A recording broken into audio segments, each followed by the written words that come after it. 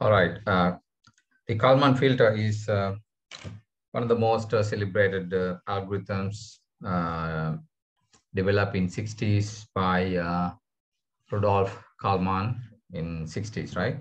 Um, and this filter is very, very effective, very famous, and it has been used in control systems, in aerospace engineering, and so many advanced projects. So today we're going to look at it. We're going to take a deep dive into the filter and see how it works. Okay. So it's a bit of hard mathematics, but I think you will be able to follow it without much trouble.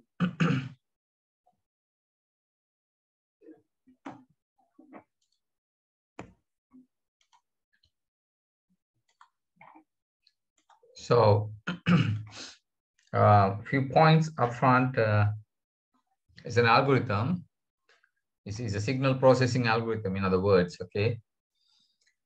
It uses a series of data observed over time, right? And of course, in your plant, in your control system, you observe data coming out of the plant through the sensors, right?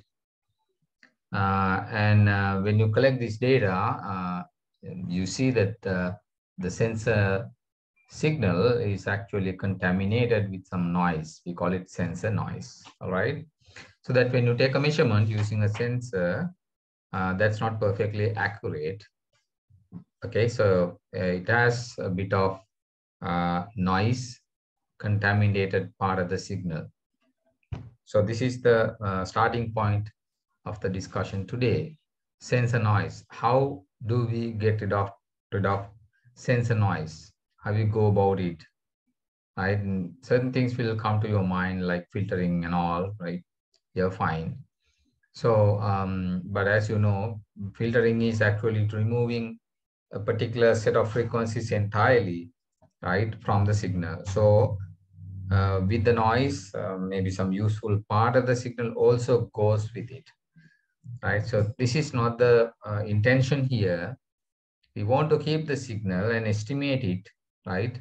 Um, Considering the noise, all right? So we need to know something about noise. If you understand that, all right? If you want to get rid of noise, you need to understand certain things about noise. You cannot remove or get rid of certain thing which you don't know, right? So therefore, you need to know some information about what sort of sensors you are dealing with, okay? What sort of noise they are in the signal. So it's not basically low pass filtering, high pass filtering kind of thing. It's a statistical signal processing algorithm which will eliminate the noise from the signal. So eventually to estimate the unknown variable accurately. So unknown variable is the physical value of that physical quantity, okay? See, if it is a temperature, how many Celsius degrees, right?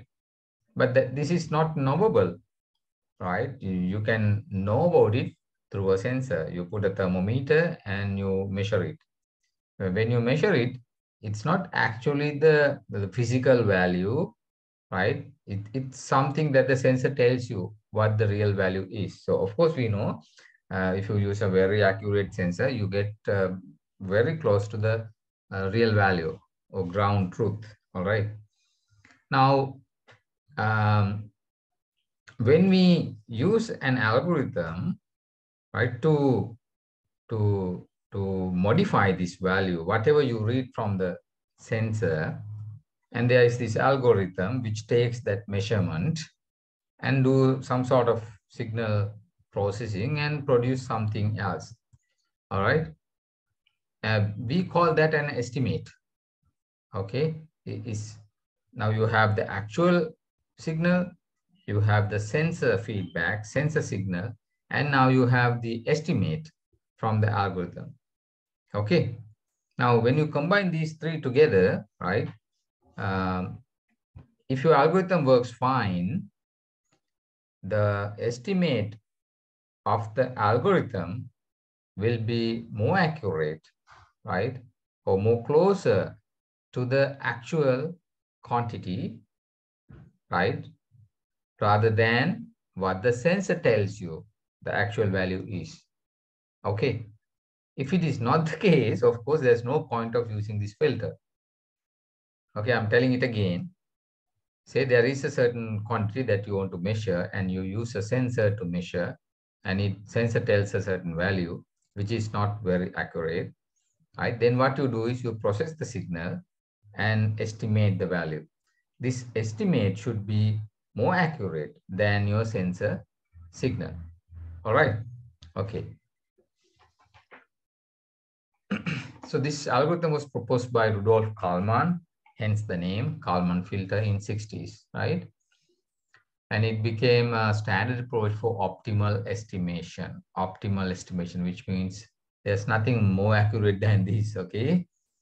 So there's another area in called optimal control. We will get into optimal control maybe next week. So it will be very interesting to see. And also you saw the deadbeat control is kind of optimal control, okay? So the Kalman filter is real time, which means you can use it without any delay, right? It doesn't cost a lot of time to estimate. The moment you have the sense signal, the filter doesn't take much time. It doesn't take time at all. It's almost instantaneous. Simply produce the estimate. So it is a big plus. Anybody who wants to control a plant in an optimal manner, right, needs a very fast signals, right, real time without any delay. So this signal, this algorithm is real time. So there's a big plus. Recursive. Recursive means now it doesn't depend on a lot of data. Okay. It only looks at what is the sensor now and few other things, and then immediately predict and correct the value, and you have the estimate. That's it. Then for the next moment, if it is discrete control, it has to wait until the next signal comes in. And at that time, it uses the previous values, okay, and then estimate the new value.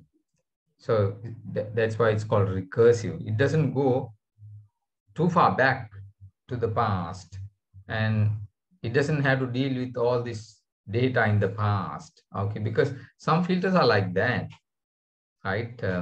This one is recurrent or recursive filter, right? It works on present value and at most the most recent value, but not beyond that, okay? And it's an efficient estimation algorithm in standard form. There are a couple of forms, because after Kalman, many people got into the signal development, algorithm development rather, and they created new variants of the Kalman filter by the names extended Kalman filter, right? And another one, unscented Kalman filter, without any scent, without any flavor, okay?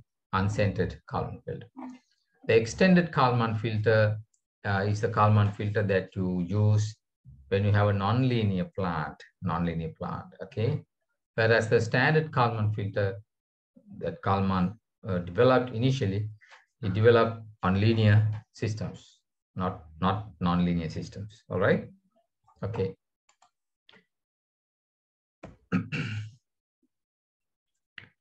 So let's look at some of the highlights of the Kalman filter.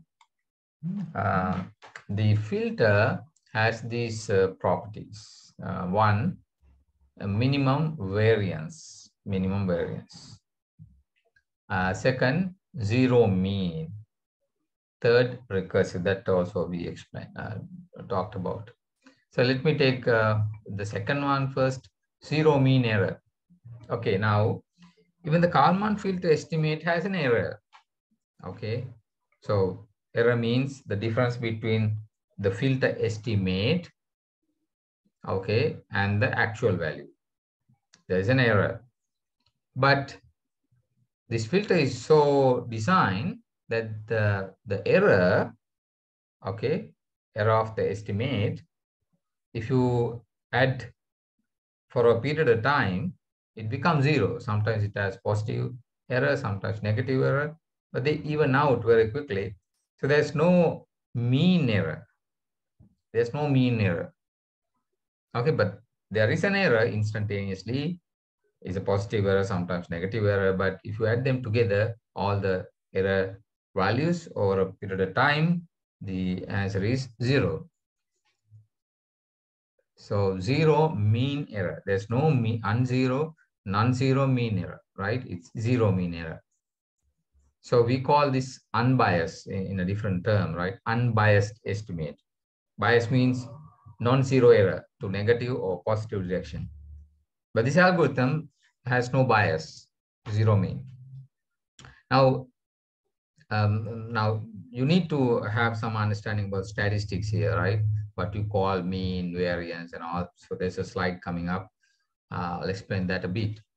But mean is the average value, right? You add all the values and divide by number of samples. That's your mean.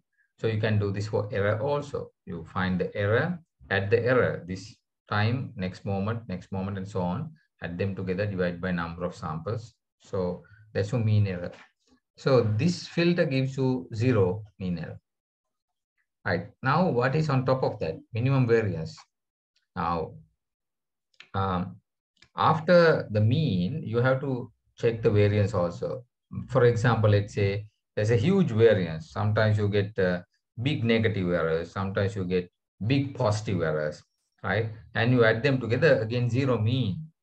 But this has no meaning, no use, because if you look at any moment, it's a big error, negative or positive. So therefore, you can't use it for any useful thing, okay? Variance has to be small as well, right? Variance has to be small as well, very much like the mean. So this filter, Kalman filter, has the minimum variance. Minimum means the smallest that is possible, okay? So when you have these two properties, you would think that this is the best filter ever, right? There's nothing better than this. Right, so two properties, remember, very, very important, right? Zero mean error and the minimum variance. We will look into mathematics about mean and variance, probably next slide. And I want you to pay attention to the diagram over here. This is the typical plant with the Kalman filter, all right, that part of the plant. So the plant gets the control signal from outside, okay? So there's a controller somewhere, maybe over here. You don't see the controller here. It gives the control signal, which is U, to the plant, and the plant generates Y, okay? That is the response. And there's a sensor to measure that response, and it gives out to Z. Z means the observation, okay? So it's basically Y, but after sensor, we give a different symbol, say Z. So Z is the sensor output, sensor feedback, which goes to the Kalman filter. So Kalman filter also looks at U. What is the control signal given to the plant to generate this reading, this response, okay? So U is also taken as input. So Kalman filter looks at two things. What is the sensor measurement? What is the control input went to the plant? So then it produces its estimate, right? It tells you, okay, this is my best estimate for the response, right? And we call it X hat. Every time you think about an estimate of a variable, we mathematically represent it as a hat. Okay, so X hat means the estimate of X, all right? Now, as you can see over here, there's Z minus 1, there is a delay, which actually tells you that the Kalman filter uses, right, in addition to Z and U, the previous estimate also. because this is going from one sample to the next, right? Control cycle. So if you think of the present moment, and Kalman filter produces an estimate, it also has to look at what it generated a step before that, right? The most recent estimate. It should be fed back to the filter. So with these three inputs, Kalman filter can produce an estimate for the present moment. All right. And if for this to be useful, this x hat should be closer, right, to y than z is close to y. Okay. The difference between z and y should be greater or bigger than the difference between x hat and y. And by the way, y is the response, which is actually selected combination of x. X is the state variables inside the plant. Okay. So if it is an n degree of freedom system, there's n state variables. We pick up few, one or many from that x vector to be our response one. This is why. So when you compare x hat and y, we have to compare the corresponding state variables. All right. So finally, this is the requirement. X hat should be very close to y. All right. So then we don't have to worry about anything. We just take x hat as our sensor feedback or just estimate and go ahead with the feedback control. So this x hat can be fed back here, right, to the controller, and the feedback loop operates. Now, this is how we write the zero bias or mean error mathematically. So x hat is the estimate, y is the response. You get the difference, right? And capital E is the expected value over time, right? This value changes every moment, but what is the mean of that, right? So this is a mathematical expression for mean. And for the variance, what you do is, this is how we write it mathematically, covariance x hat minus y. So you have to get x hat minus y, this error square, right? Every moment you have an error, you get the square of the error, okay? And get the mean value of that. And that is the covariance, right? When you usually use a covariance for two signals, x and y, right? You have to multiply them together, right? And then add and divide by the number of samples. So that is the covariance between two signals, x and y. But you can write the same thing for single variable also. Then you multiply the same signal, right, by itself. So you generate x square. Now, next time, after two steps and so on, add them together. And that is your covariance, okay? Right.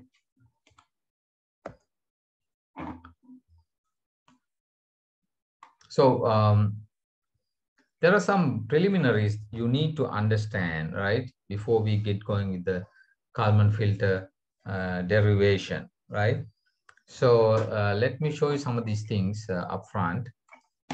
Now, let's say there's a scalar, Z, okay, scalar, just a quantity, not a vector. And X is a column vector, like state vector, right, x1 to xn. Now, this scalar is a function of X. You can take all the state variables, x1, x2, up to xn, and combine them in a certain way, linear combination, right, to generate Z. All right. So very simple example. Z is equal to x1 plus x2, right? So it's a scalar function. You add x1 to x2. And when time ticks, when you go through one sample to the next and so on, you generate this value, right? So if you want to get differentiate Z with respect to X, where Z is a scalar and X is a vector, right? This is how you do that. This is a function of, this is a multivariable function. you cannot differentiate directly. What you do is you partially differentiate, right? You differentiate Z with respect to each component variable inside the column vector X. So X1, X2, X3, and so on. So this is how we do that, right? Partial Z over partial X1, partial Z over partial X2 is another vector, same dimension as of X. All right.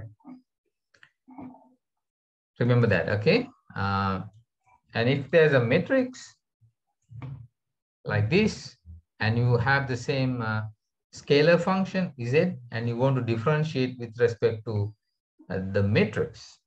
So this is differentiation of a scalar function with respect to a matrix, right? So the matrix is like A, it has A11, A12 up to A Mn, okay? So it's a big matrix.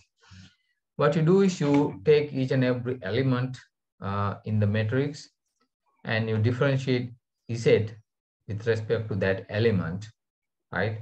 And you write it in the corresponding position of the new matrix, okay? That is the differentiation of Z with respect to the matrix A.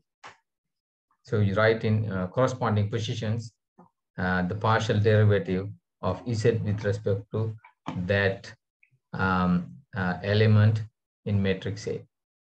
All right.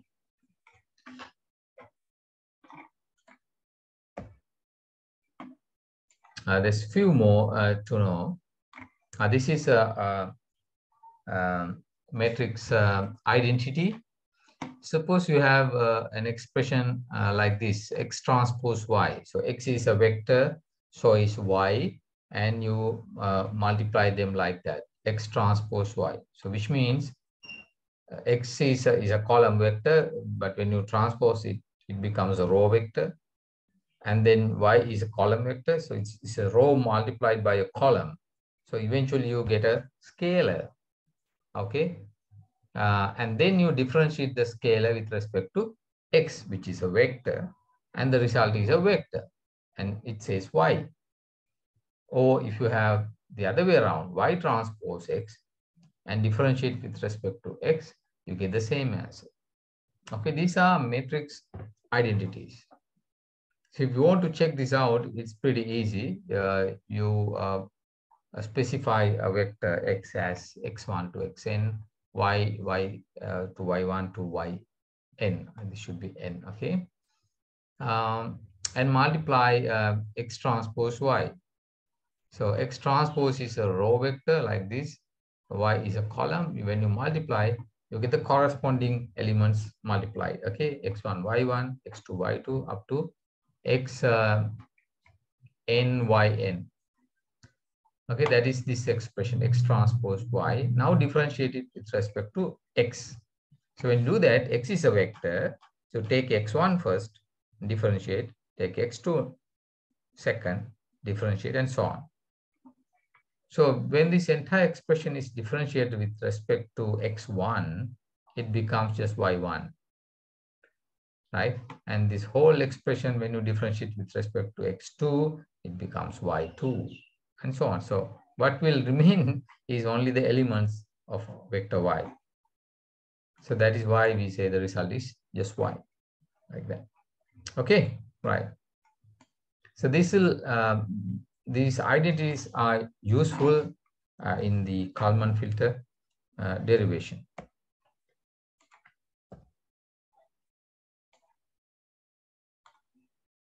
There's another one, another matrix expression, X transpose Nx.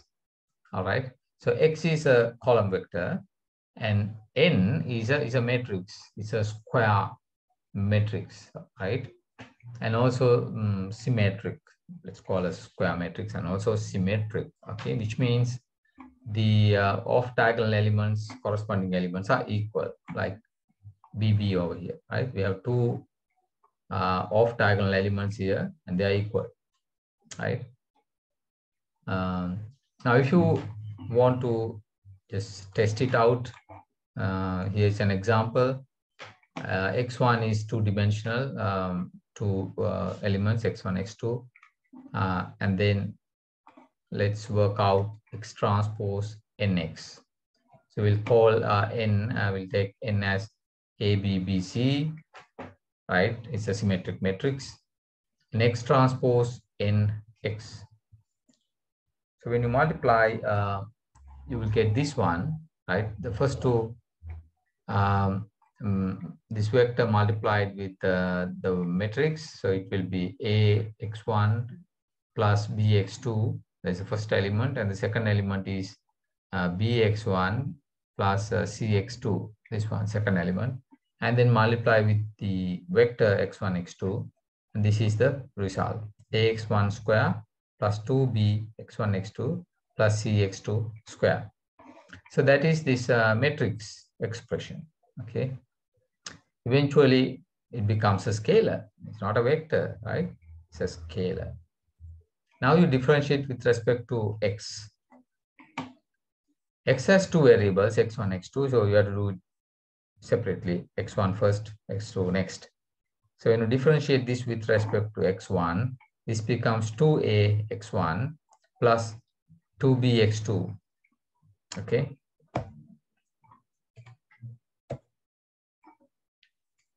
Like that. Differentiate with respect to X1. And when you differentiate with respect to X2, this becomes 2BX1 plus 2CX2, like that. Now, when you pile them up, the first partial differentiation and the second one, right, in this format, you combine these two together and you take 2 out, A, B, B, C, X1, X2, which means this is equal to 2NX. So that is the matrix identity, right? Partial of X transpose NX over partial X is equal to 2NX, right? So these are some of the matrix identities, right? We need to remember. Now let's look at some other preliminaries, this time signals and noise. When you deal with signals and noise, right, random noise, they look like this. Say there are two signals, X and Y. So they're going like that, right? Random signal, 2, 3, 1, 4. There's no pattern like random. And so is Y, 5, 4, 2, 1, 3, 1. There's no particular pattern, okay? So we deal with this kind of signals all the time. When you read a sensor, these are the type of values you read, right?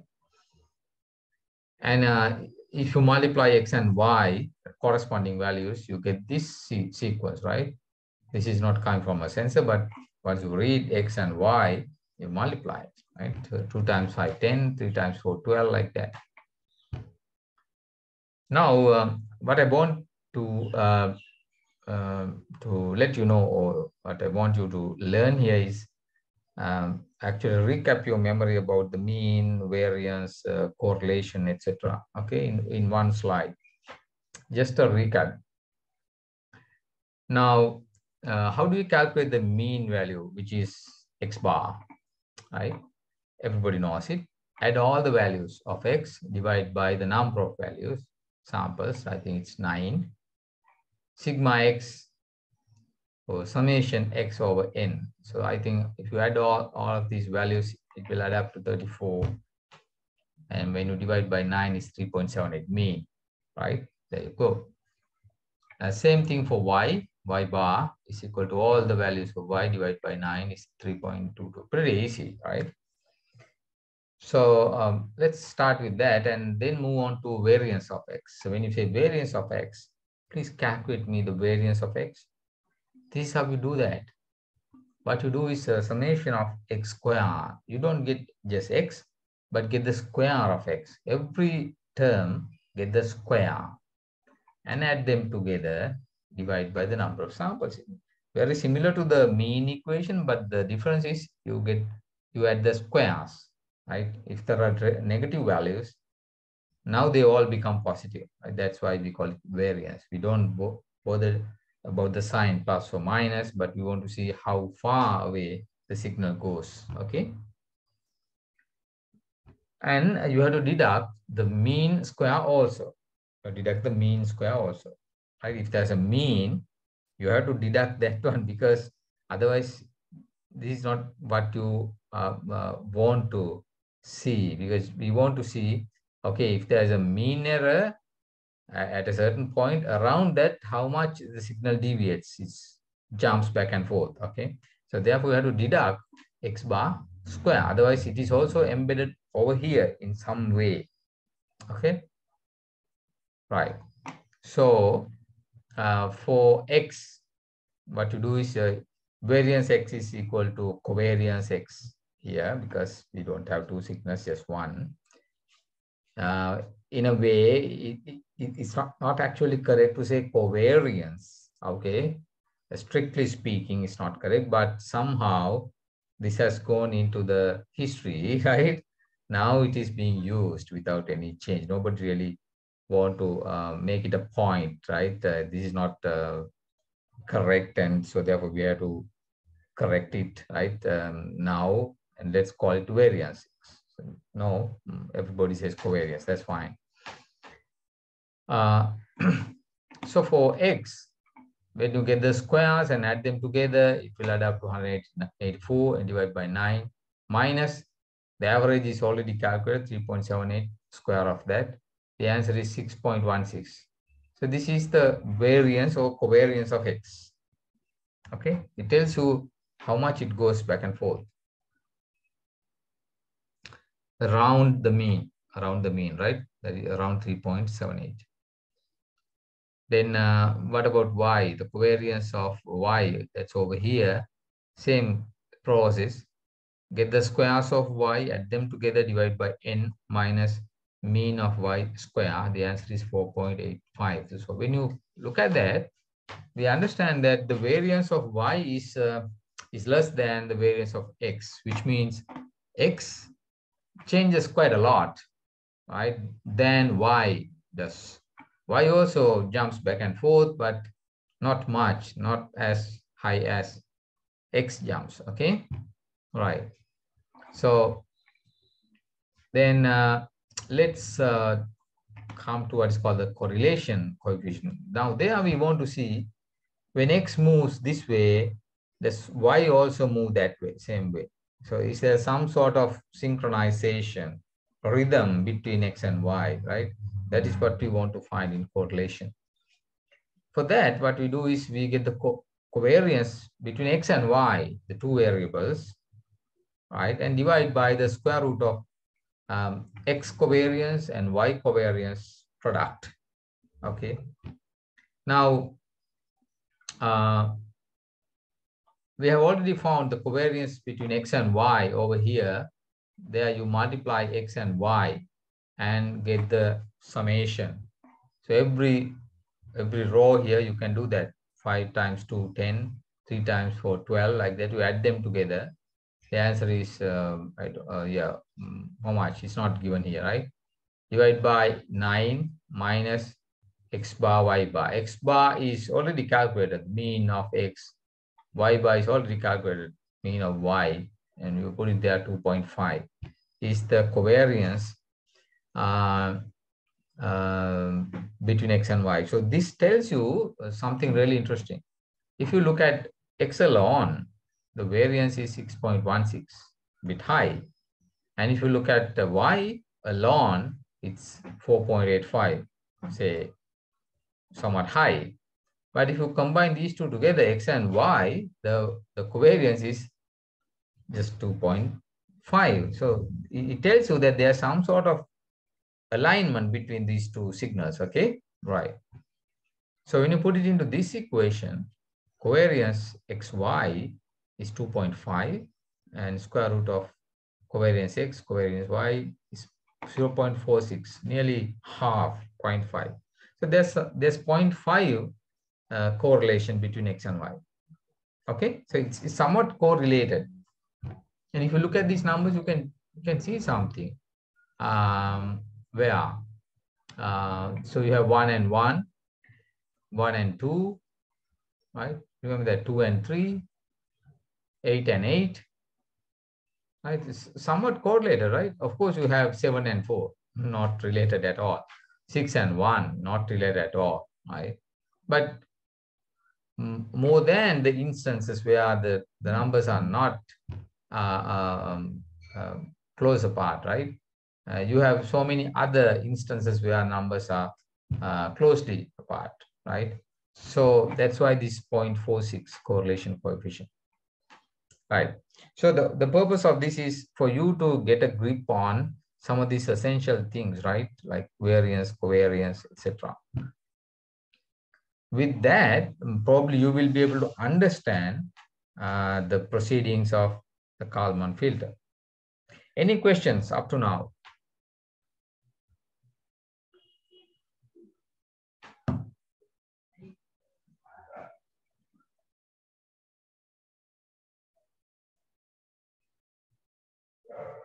Is everything clear up to now?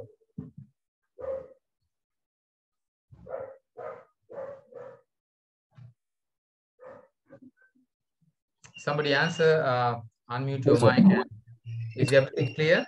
Yes, sir, it's clear. All right. So now let's make no mistakes that when you say covariance, right? You understand what I mean, right?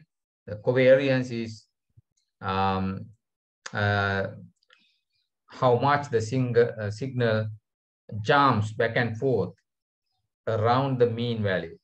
Okay, that is basically variance of a signal.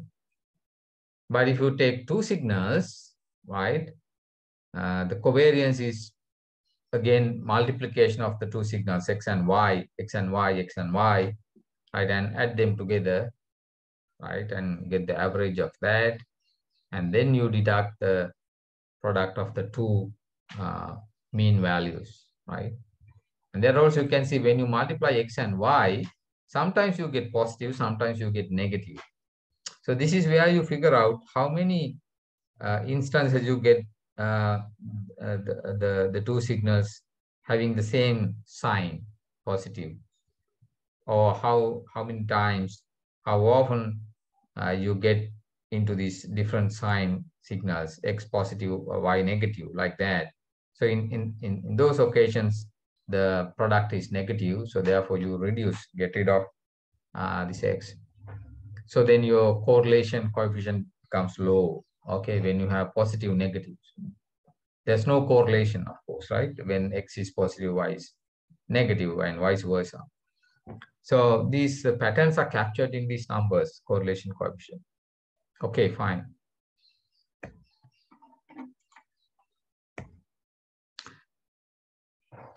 Now, I want to say one final thing before we get going with this one. Any signal has a mean value and a variance. Any signal, okay? So the variance, sometimes we call as covariance, same signal, right? If you look at an error, error is a signal. So it has a mean value, mean error. And also it has a variance. It jumps back and forth around the mean value. And that is the variance. So variance of a signal, sometimes we call it as covariance of the error of the signal. So when I say covariance of the error, now you know what I mean, right? It's how much the error changes around the mean value, right? There's some activity in the, okay, fine. Now, so let's start with the Kalman filter. Filter preliminaries. So we use the model, state space model, this one, xk plus 1 is equal to phi k plus 1, xk plus this new quantity here, wk. This is the state transition equation, isn't it? We have done state transition. Remember how the state variables change from k to k plus 1, right? Using system dynamics, basically A, remember A matrix? In state space, x dot equals ax plus bu. Remember? So starting with that A, we eventually got, okay, then what is the change from time, say, T to another time TF, let's say, okay, T0 to TF or 0 to T, whatever it is, right? This entire change is actually represented by this phi state transition matrix. Okay. Now we add a new quantity for this one, WK. So what is WK? WK is system dynamics that we do not have included here. All right. Say, for example, if you think of an air conditioning room, right? Air conditioned room, and you have considered all of these things and you have the mathematical model of the room.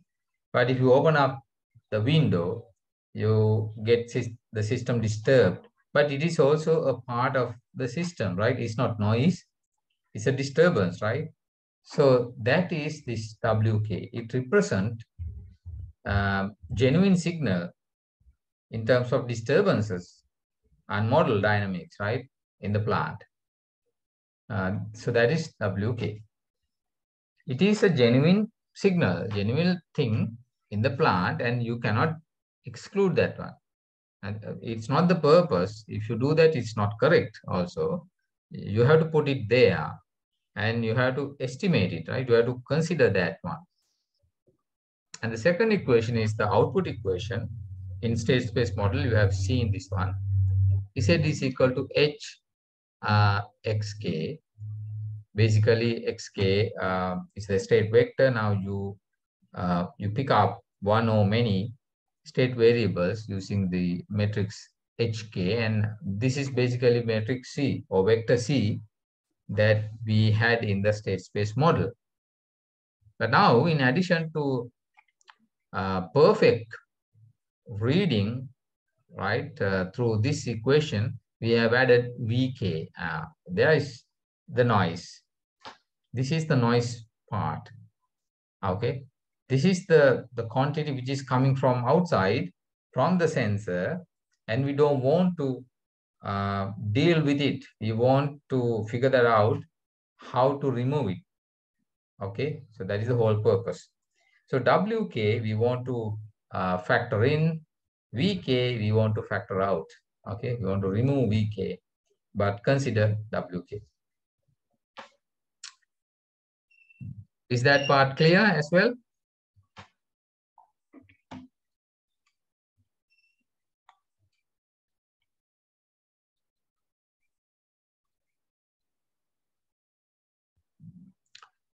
All right.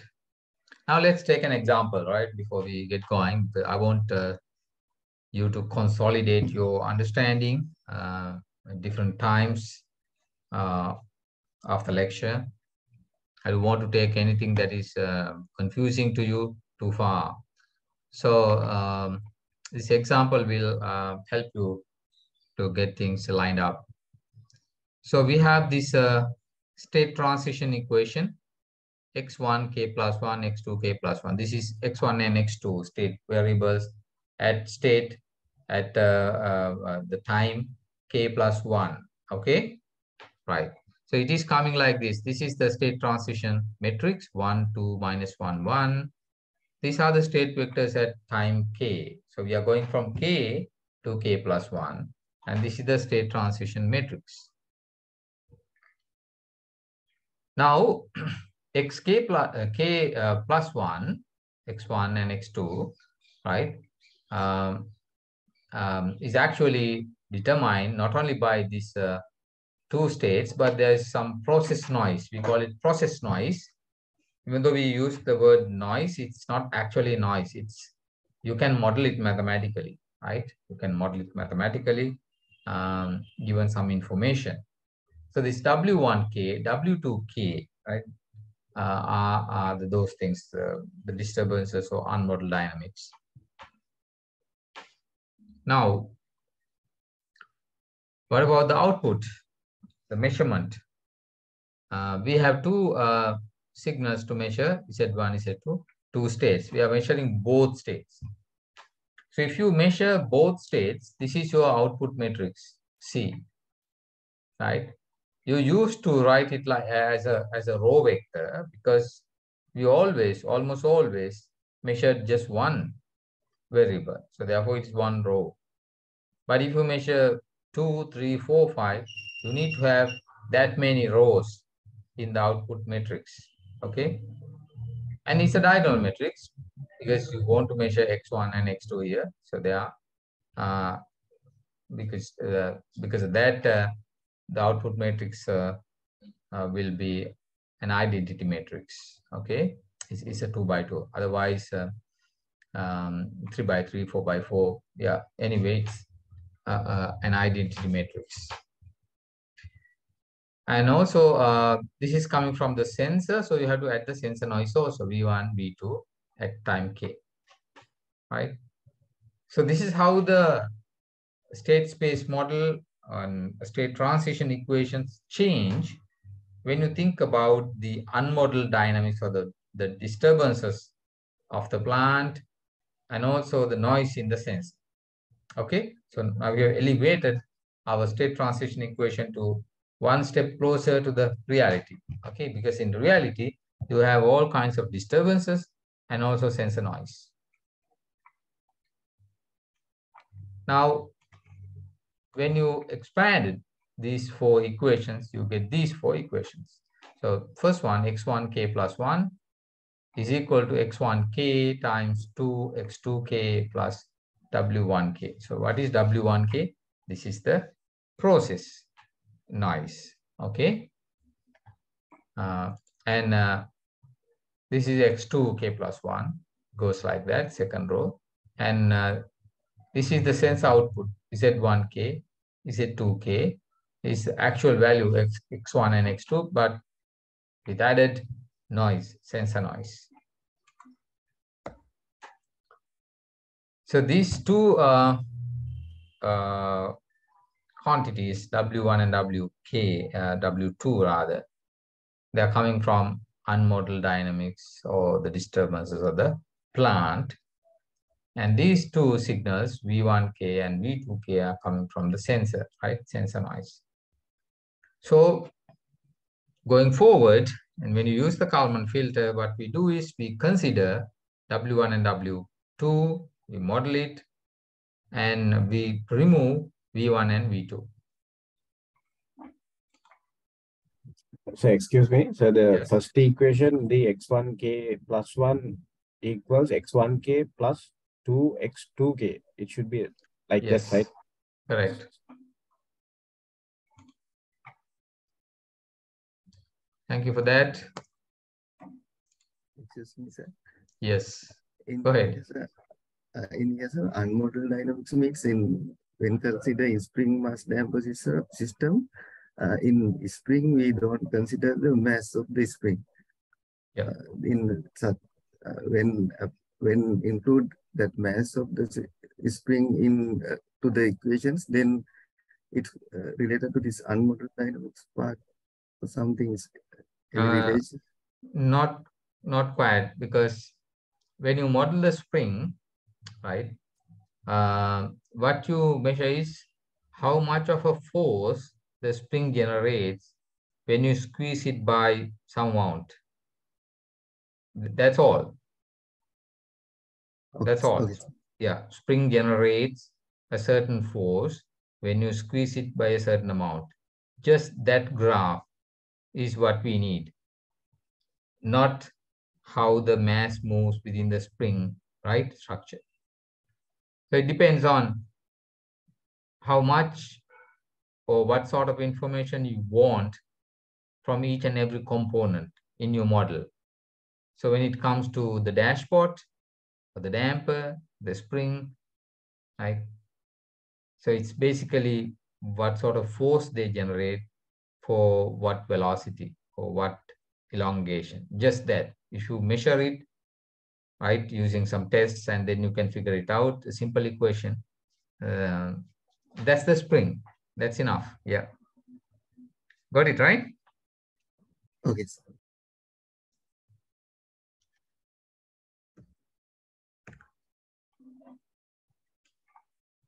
Okay. Now, I think it's pretty clear. Equations A and B, right? These are the basic equations that we use in deriving the Kalman filter. I think there's no ambiguity here to anybody, right? So everybody understand what it is. This is the process model. This is the measurement model, and you have the unmodeled dynamics. Oh, by the way, so the question was whether the mass of the spring is disturbance, and the answer is not exactly. But I can explain you what we regard as disturbance here, right? Because that is what you want to know eventually.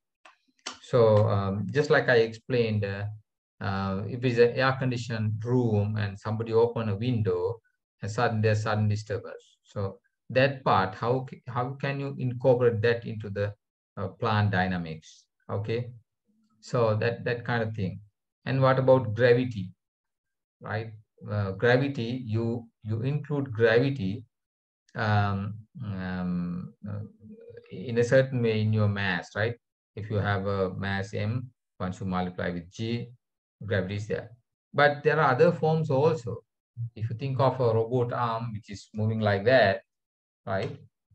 So depending on your configuration, so there's mass and there's a torque generator. Okay, so depending on your position, the torque because of gravity is different. So if I want to keep the robot arm like that in this configuration, I need to generate a certain amount of torque here, even just to keep it there in this configuration. But if I change the configuration, I need to change the torque as well here, right? Now it's a different torque. And this is non-linear because it depends on the angles and trigonometric terms coming there, right? So it's a non-linear disturbance. But if you do not have that mathematically modeled and generate the torques here, right, the arm will just collapse, right? They'll just fall. So, so this is not the major concern in the controls because we want to control the robot to go it from point A to point B, right? But you just can't do that forgetting the gravity torques. So you need to have a mathematical model for the gravity torque and then other torques to accelerate the arm from point A to point B. So gravity comes as a disturbance, right? And also there can be disturbances in space vehicles, actuator failures, and there's a little example we can work towards the end. There are some sort of disturbance happening in the spaceship. It moves here and there. So, but you can model it mathematically, right? If something goes wrong and you know what it is, you can put that equation into the model, right? And you can model WK accordingly. All right. Now, there are certain assumptions here. Kalman did those assumptions, right?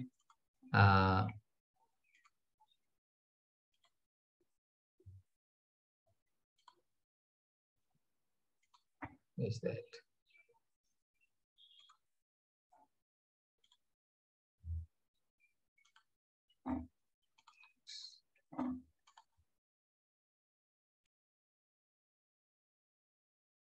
All right. These are our assumptions here, right? The expected value of WK, that is the disturbance, right? And the expected value of the noise VK are both zero, which means zero mean disturbance and zero mean noise. Okay, so there's some sort of disturbance, but the disturbance sometimes positive, sometimes negative, and it's zero. The mean value is zero. It's like random disturbance. And VK noise is, I think, easily understood. Is zero bias, right? Or unbiased or zero mean, rather. When I write these equations, I think it's not no surprise to you now, because this E, then square brackets and some signal in the middle, the meaning is the mean value of that signal, okay? And the covariance between W and V is 0. Why? They are not related. The disturbance here is not related by any means to the sensor noise. So this is how we write it. The covariance between W and V is 0. And what about the covariance of W? The process noise part, okay, the disturbance. There is a certain covariance Q, non-zero, okay, process noise covariance. And what about the noise part, V, covariance of V, right? So what you do is you get V and square it, okay, and add them together and divide by number of samples minus the mean square, okay? The answer is R. So these Q and R tell you, right, how big of a variation, right, is in the process noise, and how big of a variation is in the sensor noise, okay, right.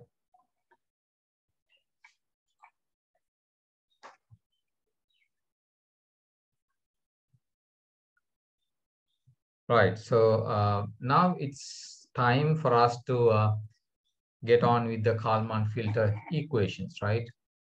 Now, a lot of people use these equations even without without deriving them, right? That's fine. By all means, you can use it for engineering applications. So the filter has five equations. Let's look at that, and after that we can take time to derive them, right? The first equation is what we call as state extrapolation. State extrapolation.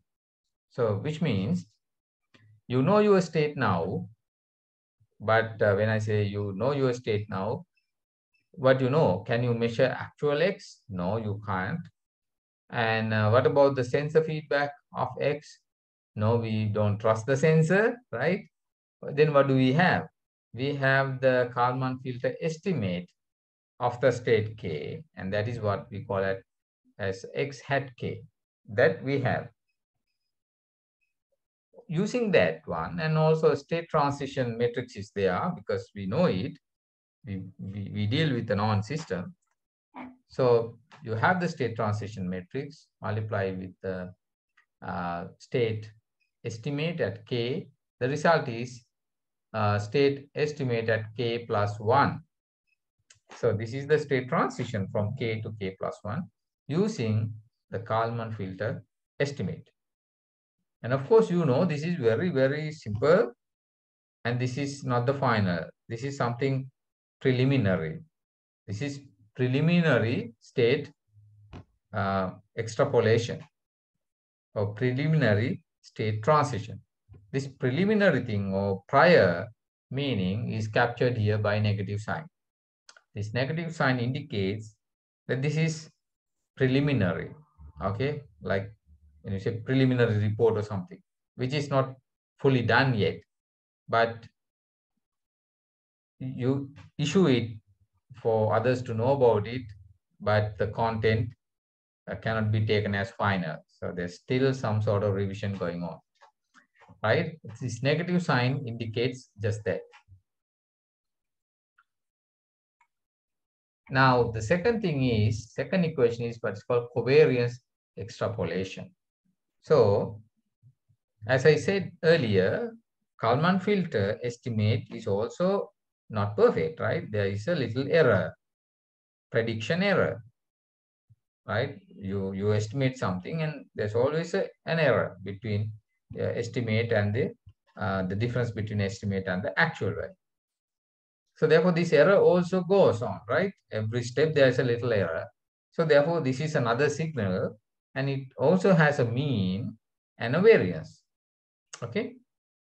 The estimate error or error of the estimate has a mean value or mean error. and it has a covariance also. Okay, the covariance is changing step by step according to this equation. So what do you have there? This pk is the covariance of the prediction error signal, right? Error covariance at step k, and this is error covariance at k plus 1. You calculate error covariance from k to k plus 1. Again, this is preliminary, not the final. So therefore, you put a negative sign. If you look at the other things, Q is the, what Q? Q is the process noise covariance, right? Process covariance. And phi, this one is the state transition matrix, and we know it. So that is equation number 2, right? Everything you know, you can program up to this point. And these two equations are called priori or predictor part of the filter. Equation 1, 2, they both end up giving you something with a negative sign here, which is priori or preliminary, right? It's not final. Then equation number 3 is the Kalman gain computation. So in the Kalman filter, we calculate every step a gain. We call it Kalman gain. So the Kalman gain at k plus 1 is calculated in this equation, equation number 3. Right? What do you have there? You have here p minus k plus 1, this one. Your error covariance, right? Predicted, preliminary one, it's here, right? H is actually the output matrix. You saw it earlier in the model. And R is the sensor noise covariance. And you know that. So you can calculate this one. Okay, no problems. Then we move on to equation number 4, state update. And this is the final report kind of thing. You have the preliminary one here, equation number 1. And once you have the Kalman gain, you can finalize your state estimate. So therefore, now we say x hat k plus 1 without any negative sign. Now it's the final estimate. How do we get that? You use the preliminary one and modify it like this. This is the preliminary state estimate. You add to it k. This is the Kalman gain, this one k plus 1. So here you don't have k plus 1, but it is actually this one, right? Kalman gain times, this is the measurement, is it minus output matrix times x hat minus k plus 1. So this part is basically, again, state estimate a priori or preliminary state estimate or prediction or extrapolation. So that is equation number 4. Finally, you have to finalize the error prediction covariance also, right? So there's some sort of covariance in the error prediction. It goes back and forth or jumps around the mean value. And this one should be updated like pk plus 1 without the negative sign. So how do you do that? You get the predicted error covariance pk plus 1 minus and update it like that, equation number 5. So once you do that, you can wait for the next moment to happen. When you get the next output, you can start going back again. You're looping. So if you look at the ZK plus 1, this is the sensor reading connected to the Kalman filter. Okay, sensor reading. And you don't see U here exactly, but when you do the update of X hat K and all, so the input signal is also a part of that process. All right. So the last two equations are actually posteriori, which means after calculating the gain, Kalman gain, you finalize your estimated values, right, for the state and the covariance of the error covariance. So when you try to track a signal, this is tracking basically, right? So there's a signal and we use this sensor to measure it, and we cannot fully rely on the sensor, so that we put the Kalman filter to estimate it. So when you estimate it, the estimate should go very close to the actual value, right? So there are two things that you have to monitor. First one, state update. You have to update every moment. What is the state update now? The estimate, right? And in the same time, what is the error covariance? So if the error covariance is big, your prediction is not correct, right? Error covariance has to be small. And mean error in this particular case is actually 0, right? In deriving the Kalman gain, this one, we calculate the Kalman gain in such a way that your prediction is so accurate that the error in prediction is actually 0. Okay, that is the clamping equation. Set the error to 0, the mean value of the error to 0, and then calculate the gain for that, and this is the result you get for that. So I generally explain the entire Kalman filter, the 5 equations of the Kalman filter, and each of the components in these equations are pretty familiar to you, right? And even without any further discussion, you can go ahead and program the Kalman filter using these 5 equations. Any questions?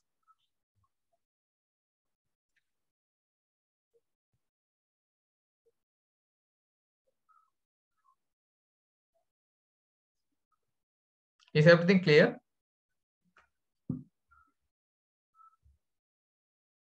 So in third equation, Yeah. at the end, is it R or is it P? Because I'm difficult enough. This one. No, the N. This one. Yes. This is R.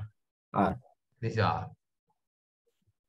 The sensor noise covariance, R. Right. Any other questions, please?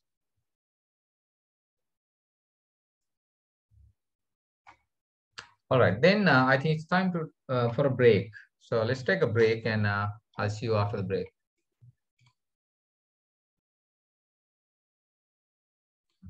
Welcome back. Let's get going. Remember, this is the 5 equations in the Kalman filter. Okay, so this is recursive, as you can see here, right? The farthest.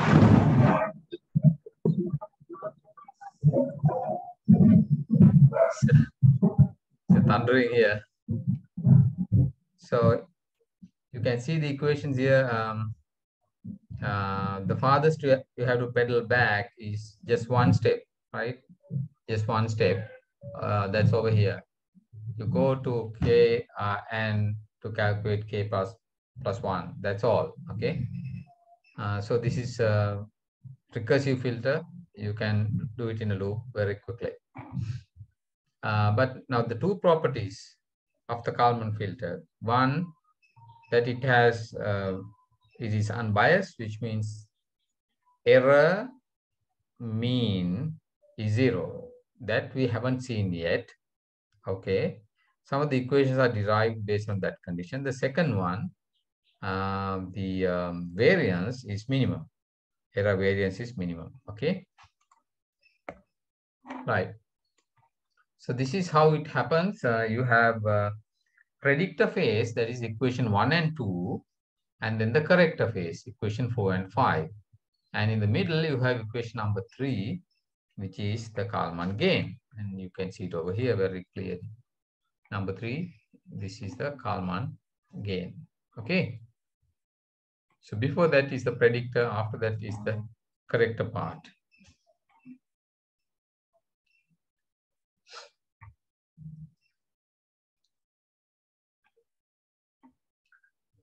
We will start now the derivation of the Kalman filter. Number 1, equation number 1, we go by the steps, that is equations. First one is the state prediction, right? If you look at the reference 1, right?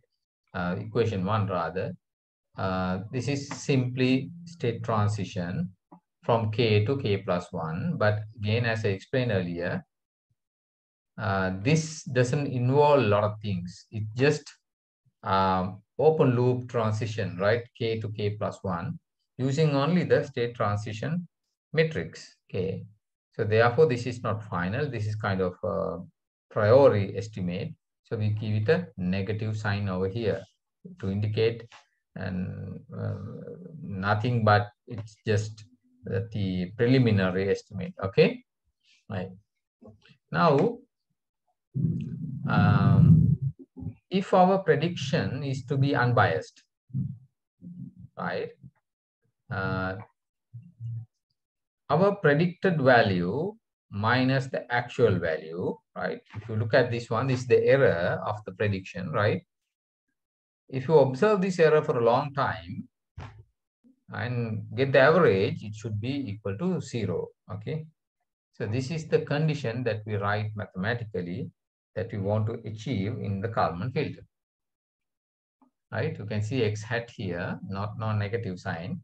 This is final predicted estimate error, estimate minus the actual value. Xk plus 1 is the actual state, which we cannot measure, right? The difference is when you get the mean value of the difference, right, over a period of time, it is 0. So we'll propose a criterion for the estimate, right? Now, you're supposed to estimate the state. How do you do it, right? Can you come up with some equations? Well, Kalman did it this way. He looked at what he has. First, he has the observation coming from the sensor. So sensor is telling me something, right, of the state. So I have to consider that, of course. And the second one, I know my previous state, where I was, okay? And I have the state transition equation, this one, right? I know how the state goes from one value to the next state transition. So this cannot be totally incorrect, okay? So you got to believe it. If you know your speed when you are driving and you are passing a certain mile post, okay, at some amount of time k, and you know your direction and your speed, and at time k plus 1, you can predict after maybe a few seconds, you can predict your position, right? And that is this one, state transition from k to k plus 1. And that cannot be very wrong, right? Because from k to k plus 1, you did not change your speed, you did not change your direction, because k and k plus 1 is closely apart. So your priori estimate, this one, cannot be far off, right? It is not perfect either, but it cannot be far apart as well. So you have two things here. One is your state transition estimate, right? You have to consider that one. And also you have your observation sensor. Maybe you have a GPS in your car, and the GPS tells you this is your position now. So there are two things here, right? Remember that. Two things. GPS is telling your position. It is a kind of absolute measurement. But of course, you know GPS, commercial grade, it has plus or minus few meter error, 3 meter, 4 meter error. Sometimes your prediction using your state transition can be better than your GPS. All right. Now you get the point. There are two ways to get there. Where x hat k plus 1. What is my next position? Okay. There are two ways to get there. Observation and state transition. Now, when you say state transition, we actually have to take not the negative one, the final state estimate at time k. That is what you have here. K is the previous moment. You need to get your position state estimated or final estimation at that time stamp, right? And Z k plus 1 is the present moment. Now you have your GPS. So this is how things come together, right? Your GPS in this example is the measurement sensor that tells your position, and it gives you spot on right now. This is your position. Actually, GPS are not that kind of real-time devices. If you use a 5 hertz GPS, it gives you 1 in every 200 milliseconds. So if you're ticking 200 milliseconds intervals, it is real time. But if you are ticking something around 100 milliseconds, even GPS is not up to date, right? You get maybe your position 100 milliseconds ago, right? So let's not discuss about those things, nitty-gritties, then we will lose our focus, right? So let's say ZK plus 1 is real time, sensor, spot on, no delay, you get the reading. But the thing is, you cannot believe it because of the sensor noise. And on the other hand, you have your state transition equation, you know where you were, right? Your best estimate at K, which is X hat K, and using that one, try to predict the present situation, okay? Now, to combine that, you have two gains here, K plus 1 dash and K plus 1. These are two gains. Probably I get 30% from here, 70% from there, something like that, okay? So this is what is called sensor fusion. Of course, this one is not a sensor, but anyway, we call it fusion, right? You have the sensor data, you have your past data and the system dynamics that helps you to estimate your present position. So combine these two together using some sort of gains, right? And put a higher gain for the most reliable source of information. If the observation is very accurate, give a higher priority for that one, which means this K plus 1, K plus 1 will be higher, like 0.8, 0.9 even. And in the on the other hand, complementarily, this one will be smaller, okay? But on the other hand, if your sensor is not very good, right, you can rely on your dead reckoning, which is based on your dynamic model. You can estimate your position starting from where you were a step ago. So give a higher priority for this process and increase K dash K plus 1 to 0.8, 0.9, and remaining will take from the observation. So this sharing is a dynamic thing, right? It depends on how accurate your sensor is or how accurate your model is. So it's very logical approach for sensor fusion. Is that part very clear to everybody? This is a very crucial point here in the filter derivation. Are there any questions?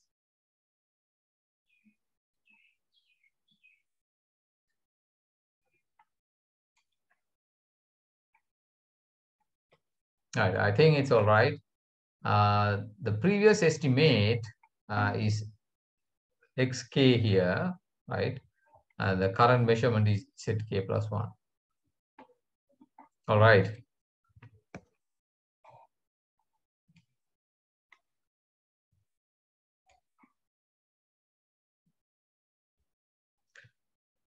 Now,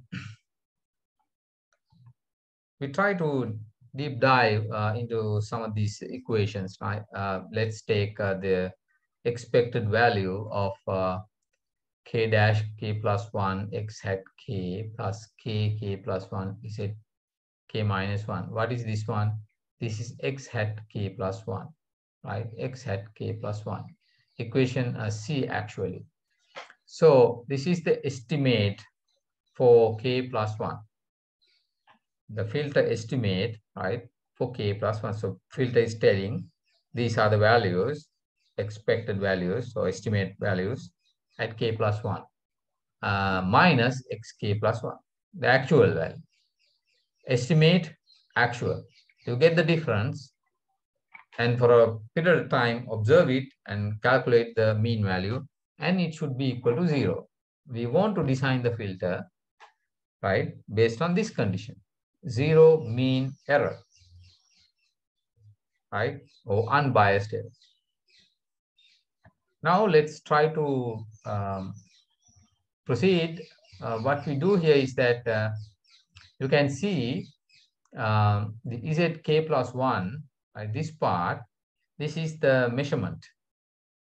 This is the measurement, okay? ZK plus 1 is the measurement. And there's the equation for Z, which is equation B. If you recall these equations, Z is the outcome, right? Output is equal to H times X plus VK. Remember that? Equation number B. If I pedal back,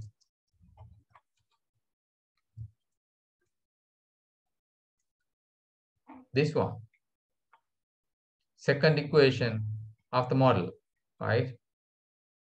It comes over here, minus xk plus 1, this term. And after that, what we do is we add and deduct, okay? Add and deduct the same thing, same term, which is k dash k plus 1 times xk, plus and minus, okay? Right. So it is equal to 0. Fine. So if you have any concern, anything that you don't understand in every step, right, please be spot on and let me know. Now we are into the third row here. So what we do is that we proceed with here k dash k plus 1, and you have x hat k, right? And what I do is I bring it over here. This term that we add or subtract k dash k plus 1 xk comes over here, right? Xk. And k dash k plus 1 is a common term. Plus k times k plus 1, the second term. And inside the bracket, it is hk plus 1 and then xk plus 1. For that, we have an equation, xk plus 1, right? Which is equation A. If you go back, this is the state transition equation. This one, xk plus 1 can be written like that. So xk plus 1, I write it this way, state transition with some process noise. Now after that, I have v, k plus 1, it's going to stay as it is, right? You multiply with k plus 1, this one. Then we have this term, x k plus 1, but I write xk plus 1 the same way I wrote it over here using equation A, the state transition equation, phi xk plus wk plus 1, process noise. And now on the remaining term here is k dash k plus 1 times xk. I just write it over here equal to 0, right? So we are done with third row.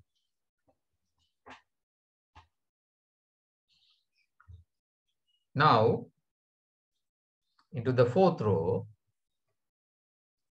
we keep the first term as it is, and after that here we have k plus 1, hk plus 1. We just multiply all the terms, try to expand these multiple brackets up to here, right? Except xk, right? We are now trying to group xk. So these three matrices, and this is a gain, right? Appear here. Xk goes out of the bracket because there's another xk term coming from here. You can see it over here, xk term with the state transition matrix. We get it over here with the negative sign. And there's another xk term over here, k dash k plus 1 xk. We take that also here, right? Put everything into that braces, and then xk we write just out of that braces. We combine three terms here. And after that, we have wk plus 1, right? And there are two terms here also, wk plus 1. We combine these two together over here. This one comes with k and h, and this one comes with nothing. So we put it identity here. Then the only remaining term here is kk plus 1, vk plus 1, which is this term here, right? Multiplied by kk plus 1. You just write it over here. So we are done with equation number row 4. 1, 2, 3, 4. Right? Into the last row. Now what we do is that now we have to get the expected value or the mean value of all these terms, the entire expression. So what we do is we take one by one. What about the first one over here? Expected value of the first term. Of course, this is a gain. You take that gain out.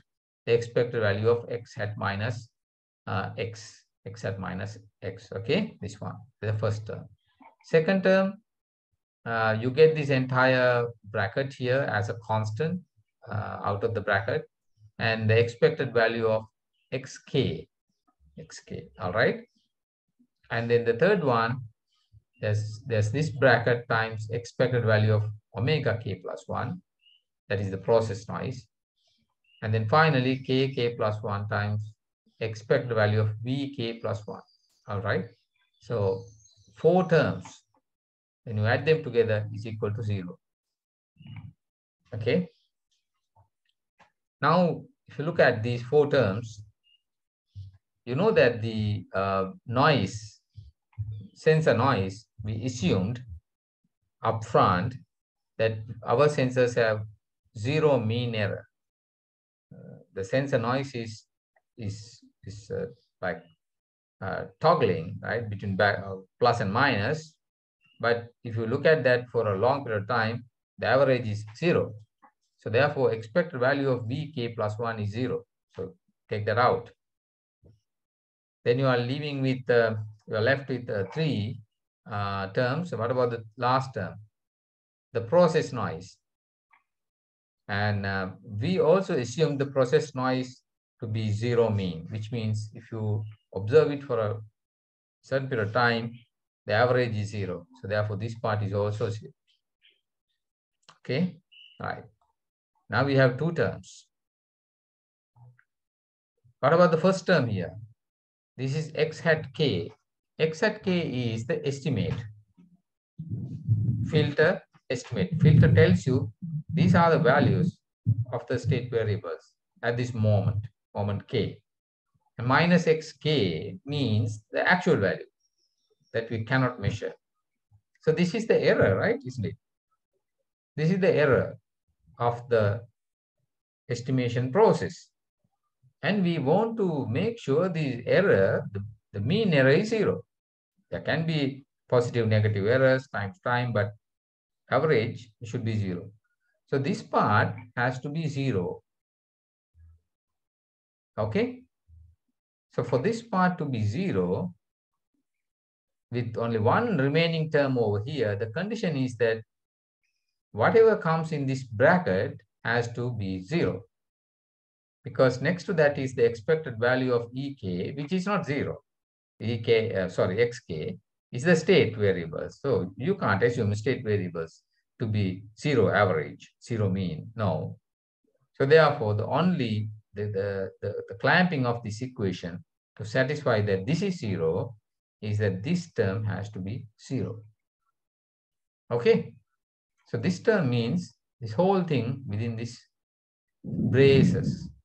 So we write the condition, this whole thing is equal to 0, like that. Okay. So this is a very important finding. This whole thing is 0. Remember that. So then you can simplify this in order to get k dash k plus 1 related to k plus 1, right? This way. So what are these 2 terms, k dash k plus 1 and k plus 1, right? If you adjust this value, you can calculate this value and vice versa. If you calculate one value, you have the other value. So these are the two gains in your prediction, because this is our prediction method, right? This is our prediction method. We want to estimate the state using this equation. And there you have xk, you have zk plus 1, right? Available to you. And you want to calculate kk plus 1 and k dash k plus 1, right? And multiply these two together, and that is your estimate. That's what the filter is doing. Now you have a relationship between these two gains, k dash and k, like this, k dash and k. All right. So I think you have come to a very important milestone in the filter development. So this is the relationship between the two gains when you fuse the two sources together, which makes the estimation process unbiased. Okay. Any questions?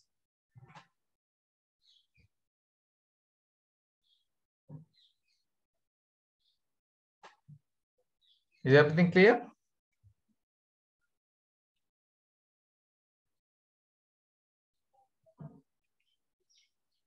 Okay.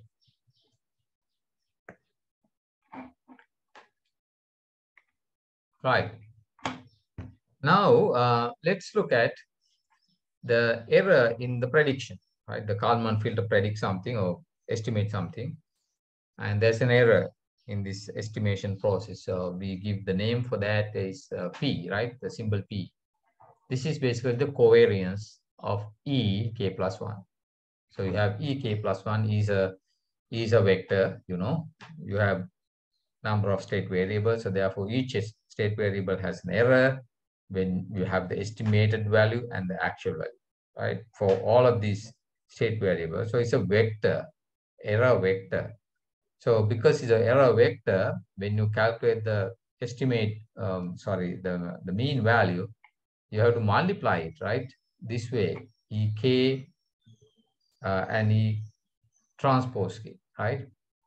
So in order to align it this way, so it's like a matrix, error and error transpose. So in the middle, you have sigma square. This is the variance. This matrix is called the covariance matrix. Okay.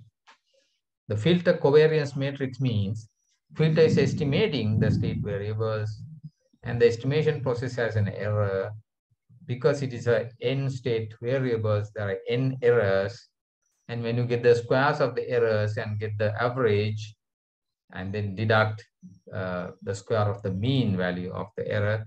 Of course, mean is 0 here, right? You get the diagonal matrix like this.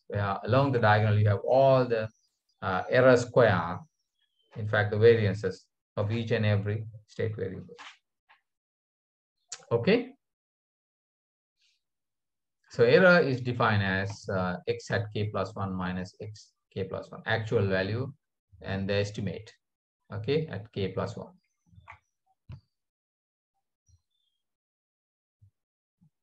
Now, what we want to minimize here is that we will add all the diagonal elements here, sigma 1 square, sigma 2 square, and so on.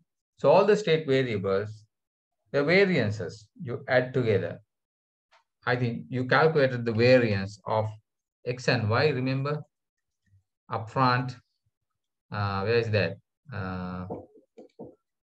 This one, right?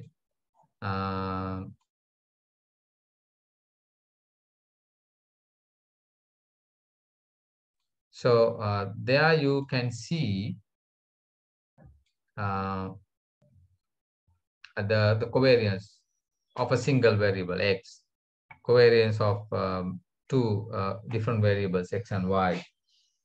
Okay, so this is how you do that.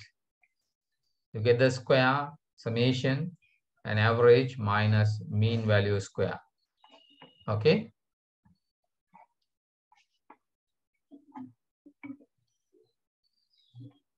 Right. So let's go back to where we came from. So here.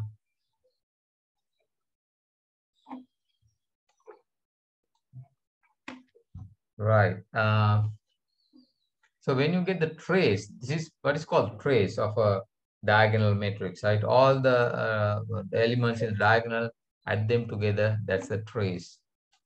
And what we want to do here is that if you want to minimize the covariance, so you minimize the trace of this matrix, okay?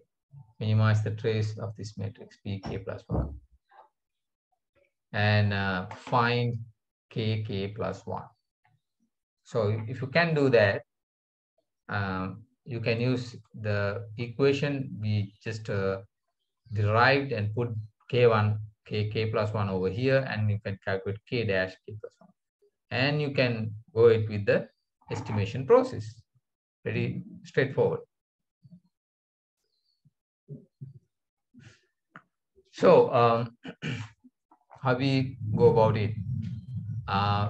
We'll define the error, right, at k plus 1, like preliminary estimate error, okay?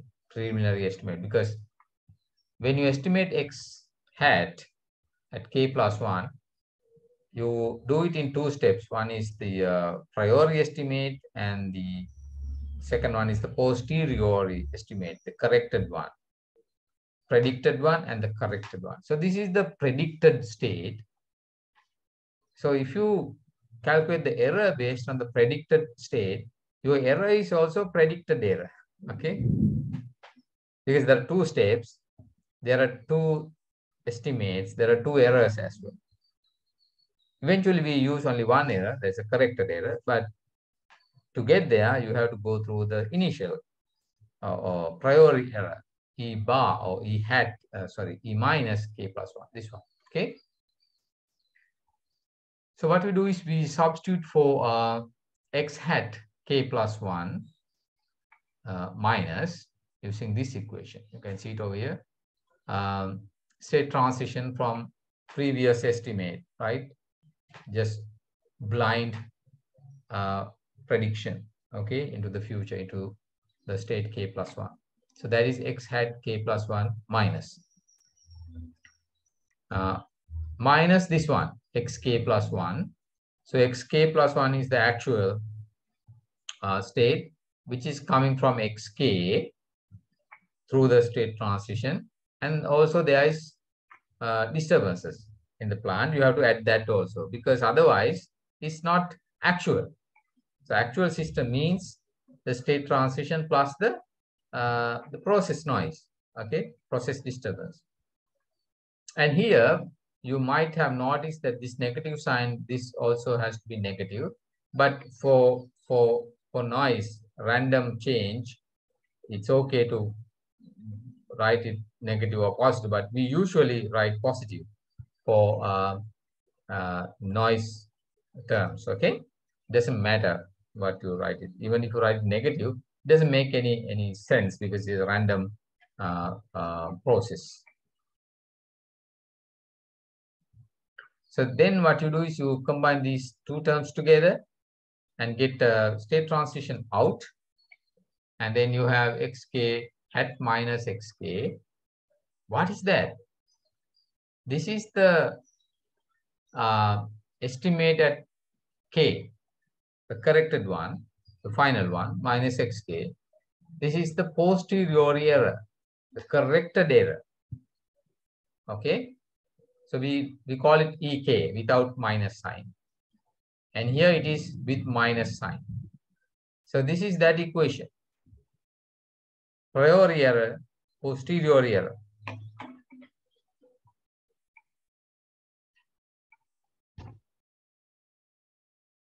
All right.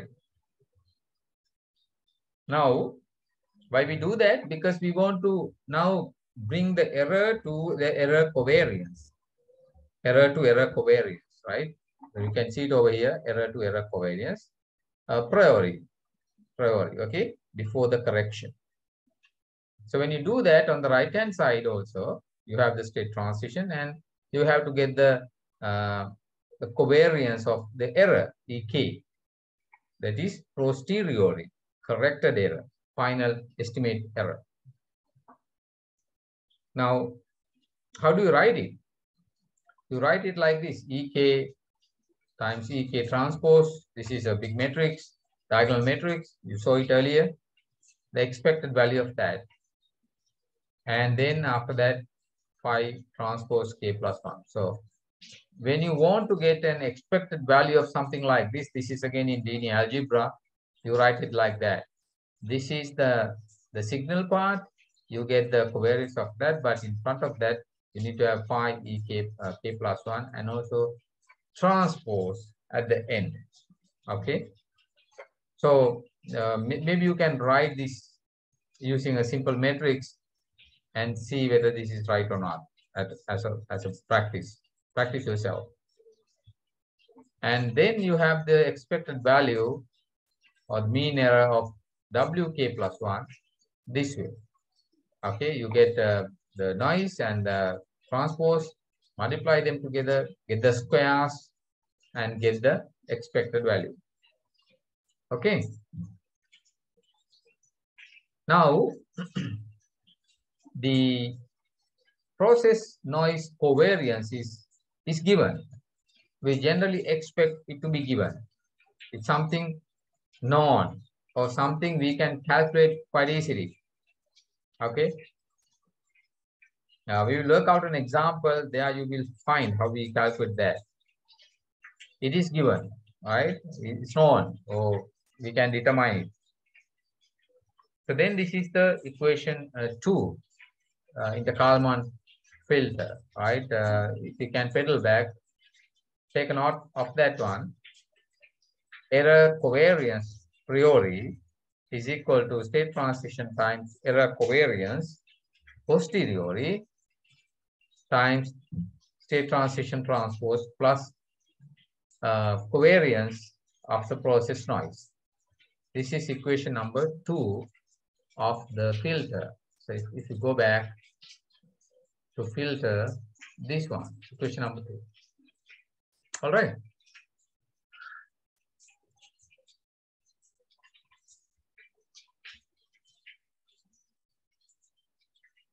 All right. Any questions?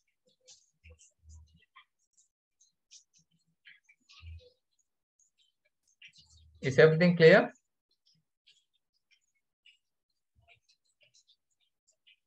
Yeah, it's clear.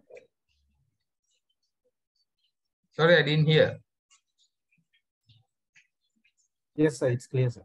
All right. So now equation 1 is all right. Now equation 2 is also all right. Okay. So we have derived 2 equations. And before that, we derived certain other very important equations. We will make use of those equations as we go. Right. Now let's go to step 3. Step 3 is the Kalman gain calculation. Okay. So so we'll start that from page 13, equation C, and page 15, equation D. So what are they? If I pedal back to page 13, equation C, that is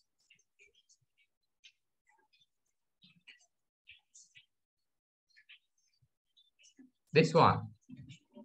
This is basically the equation where you use the observation and estimate and how they combine together. And that is equation C. And we also want to go equation D, this one, right? The relationship between K dash and K. Clear? So this equation has K and K dash. And here we have an expression for K dash. So what you can do is that you use this one, this expression, to eliminate K dash in equation C over here, right? So we can substitute for K dash, so that eventually this equation will be just a function of k. Okay, let's call it Kalman gain.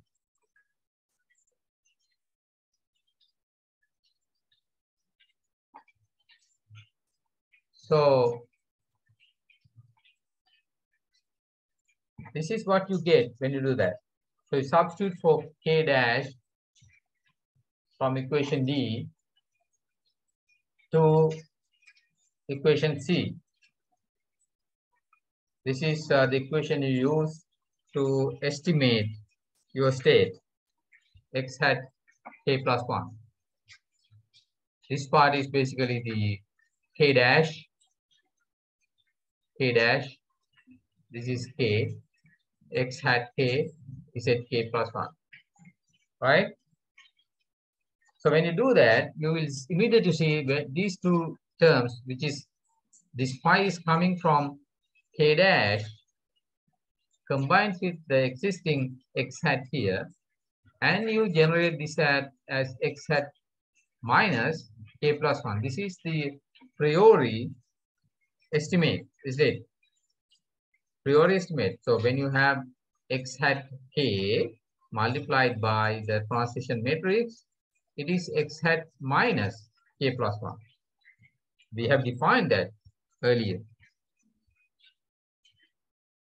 So you can write it like that. X hat minus k plus 1. And also you can deduct k plus 1 from the left hand side and the right hand side both by this quantity. So when you do that, this becomes the error, because it is x hat k plus 1 minus xk plus 1. The estimate and the actual, the difference is the error. So it becomes error k plus 1. On the right hand side, you have this expression times x hat minus k plus 1, that's fine, plus this term. And this is the new term that we deduct from here and here. So if you follow through the derivation, next thing that we do is we take the second term here, k plus 1, and replace z, the estimate, observation, right? Using the equation B. This is the second equation of the model, where it says the output is equal to h times x plus the sensor noise. This is how the sensor gives out the values, right? And this is the minus x k plus 1. So now you expand this first bracket over here, right? And then this part is also expanded this way. So we have 1, 2, 3, 4, 5 terms on the right hand side. Now we can combine this x, this minus x with this x hat minus, right? So this is like error, but error minus, okay? Priori error. Whereas this is the posterior error, corrected error. This is predicted error. And we can combine these two terms also, right? K plus 1, k plus 1 is common term, with h. Then you get x hat minus x. Again, this is the error, right? Priori error, okay, predicted error. This term remains as it is. So now it's further simplified. This entire term is priori error E minus k plus 1. We write it that way. And we move forward. So now we want to get the covariance, okay, of the error. There are two errors, like predicted error and the corrected error. On the left hand side is the corrected error, final error. On the right hand side, it is the predicted error, preliminary error. So let's get the covariance. For that, you take the error squares right, in the matrix form, and then get the average values, their squares deducted, follow the equation, right, and somehow get the covariance matrix on the left hand side. And this is on the right hand side. When you multiply, when you have the situation like that, you have the signal of which you want to get the covariance, but in front of that there's something else, and you have to place it before and after using the transpose here, right? Linear algebra. Plus this one, you get the k plus 1 and the covariance of the noise, right? Sensor noise, which we expect is given by the manufacturer. Every sensor, the manufacturer has to provide us the covariance, okay? The sensor noise covariance. So we assume it to be known. And here, because k plus 1 is together with vk, when you get the error covariance, you have to multiply it this way to make it higher or lower based on k plus 1. Because you are not getting the sensor directly, but you do some sort of modification to the signal, and only after that you calculate the covariance. Okay, therefore, it's not the original covariance of the sensor, it is somewhat modified covariance because this k plus 1. Okay, right.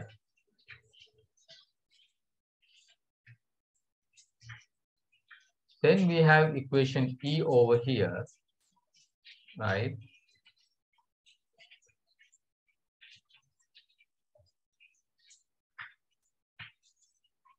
Because it's a bit lengthy, we will drop this k plus 1 to make it more convenient for us to write.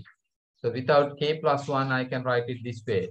Just p over here, p minus over here, is priori covariance, posteriori covariance, and all the other terms are actually known, right? So here we have expanded these two brackets and p minus in the middle into this format. And now we have this entire thing. And now we want to take the trace. So what we have here is the error covariance matrices, right? On the left-hand side, the posterior error covariance, it's a matrix. And on the right-hand side, we have a number of matrices, and they are all the covariances, okay? Now, if you want to minimize the covariance, actually what you do is you get all the covariances of the state variables and add them together and minimize. So you get the trace of the covariances like that, trace of all the terms, and then differentiate with respect to k. By the way, what is the variable here? The variable here, the adjustable parameter, rather than call a variable, the gain, Kalman gain k. This is only variable here is k. You can see k over here, right? We want to adjust k optimal manner. Now, if you know k, you know k dash, then you can use the equation where you combine the previous step and the sensor reading, fuse them together using the two gains, k and k dash, and you have the estimate. That's the plan, right? So we found a relationship between k and k dash based on the zero bias or zero error, unbiased estimate. And then we want to calculate one of them, one of the gains. We have two gains, k dash and k. We know how they are related. So therefore, we have only one unknown, and that is k. How we calculate k is by minimizing the trace of the covariance matrix of the error. So error covariance matrix is minimized, okay, with respect to the gain k. Right. So that's the entire story. So left-hand side is the trace of the error covariance matrix with respect to K, and right-hand side, write it down for every term, the first term, second, third, and fourth. Okay. So what do we have here? The first term.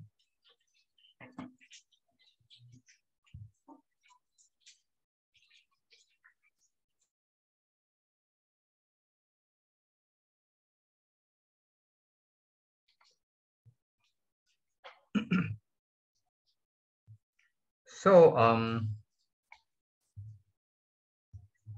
now we have to we are differentiating the trace, right, of the covariance matrix with respect to the Kalman gain. And when we set it to 0, we can find the gain, optimal gain actually, that minimizes the error covariance. It's very clear, right? Mathematically, very elegant.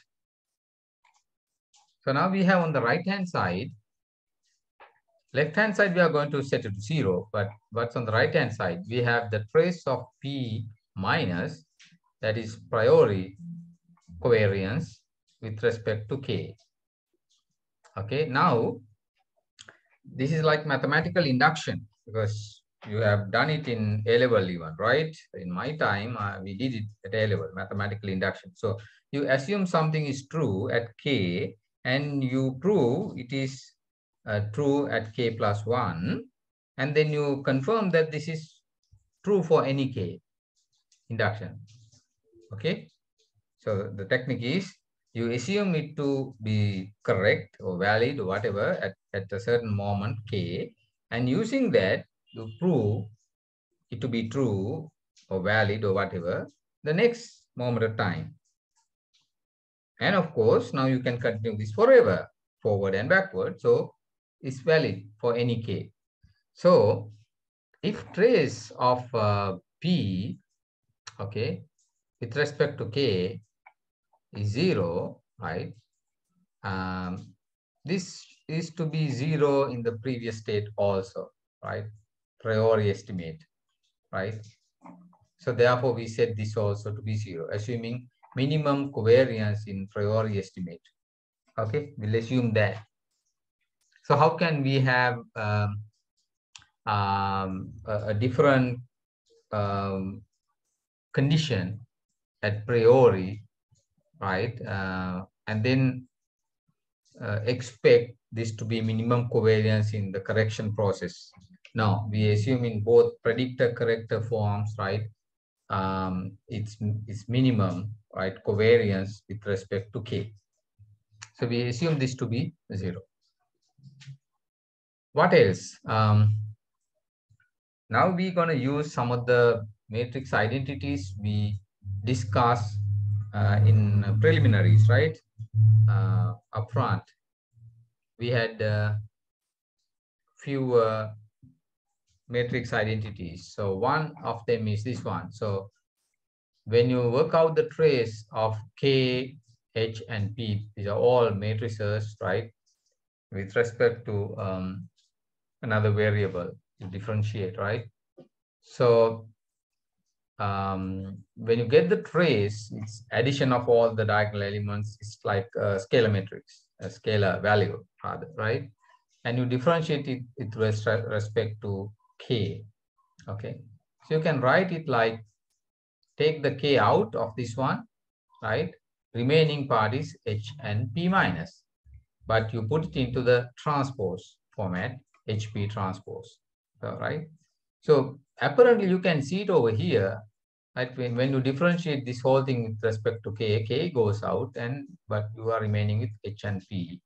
But because these are matrices, you have to put it in the configuration, this format, transpose comes in, okay? Right. So this is the identity we are using here. Partial trace of AC with respect to A is equal to C transpose. Okay, right. So we set this to 0 and we assume this to be 0, and this is 2 times HP transpose. What about this one? transpose KHP minus H transpose times K transpose, right? And again, this is similar to this one. To look at with respect to K, we'll take this K out and the remaining thing, the whole thing, right, and set it to transpose. Right, that's what we want to do. All right. So what about this one? KR K transpose with respect to K, right? This is coming from this identity AB A transpose with respect to A 2 times AB, right?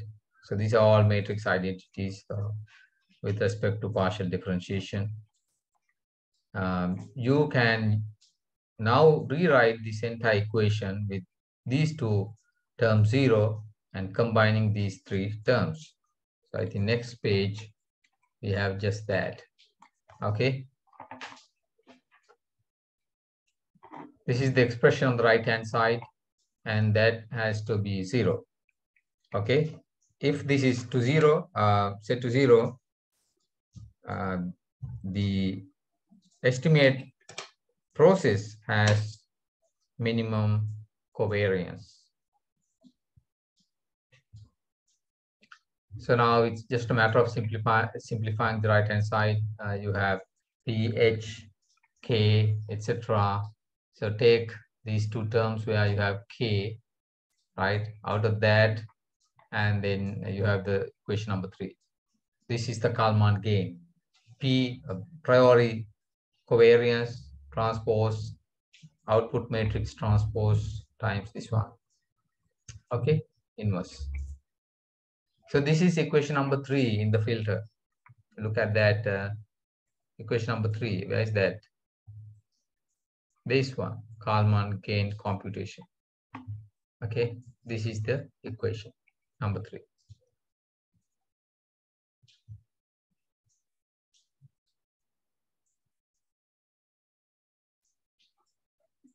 Any questions, please?